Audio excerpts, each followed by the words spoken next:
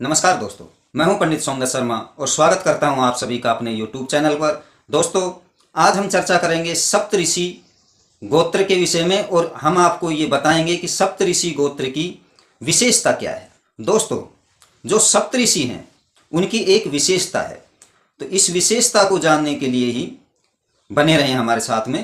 प्रथम हम चर्चा करते हैं सप्तऋषियों के नाम क्या क्या है। प्रथम जो सप्तऋषि आते हैं वे वशिष्ठ जी हैं। इनकी पत्नी का नाम अरुंधति है और ये ब्रह्मा के पुत्र हैं। तत्पश्चात जो सप्तऋषि हैं उनका नाम अत्रि है। इनकी पत्नी का नाम अनुसूया है, ये भी ब्रह्मा के पुत्र हैं। तीसरे नंबर पर जो सप्तऋषि हैं वे मरीचि के पुत्र कश्यप जी हैं और ये 16वें प्रजापति हैं जो वर्तमान में चल रहे हैं। इनकी जो पत्नी का नाम है वह दीति और अदिति है। चौथे जो सप्तऋषि हैं वो विश्वामित्र जी, ये क्षत्रिय राजा हैं। ये प्रजापति की जो संतान कुशनाभ गाधी, ये गाधी महाराज गाधी के पुत्र हैं। कौशिक गोत्र है इनका। चौथे सप्तऋषि हैं। पांचवें जो सप्तऋषि हैं वे जगदामिनी जी हैं। इनकी पत्नी का नाम रेणुका है और ये भृगुवंशी हैं। भृगु जी के जो ऋचिक हुए हैं, ऋचिक के जगदामिनी जी हुए हैं और जगदामिनी जी के ही परशुराम जी हुए हैं। छठे जो प्रजापति हैं वे भरद्वाज जी हैं। भारद्वाज जी नहीं हैं, भरद्वाज जी हैं। भरद्वाज जी भी चंद्रवंशी हैं और इनकी जो पत्नी का नाम है वह ज्वाला है। सातवें जो सप्तऋषि हैं वो गौतम हैं। इनकी पत्नी का नाम अहिल्या है और इनके पुत्र वामदेव और सतानंद जी हैं। सातवें सप्तऋषि हैं। सप्तऋषि जो ऋषि पोस्ट में, इसको आप ऐसे समझ सकते हैं कि ऋषियों में जो ऋषित्व ग्रहण किया जाता है कि मैं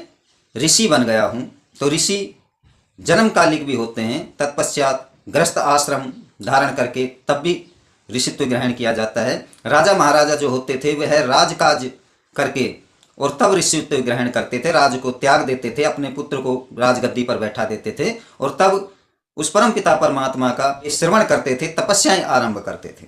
प्रजा को अपने पुत्र की तरह पालन करने के पश्चात वे ऋषित्व ग्रहण करते थे। कुछ ऋषि जन्म काल से जन्म जैसे ही लिया और तत्पश्चात ऋषित्व ग्रहण कर लेते थे कि हम तो ऋषि बनेंगे। दोस्तों, ऋषि पोस्ट में जो अभी तक ऋषि हुए हैं, महर्षि, ऋषि, ब्रह्म ऋषि, ऐसे ही जो सप्तऋषि पोस्ट है वह सबसे ऊंची पोस्ट है। इनकी सातों लोक में पहुंच होती है।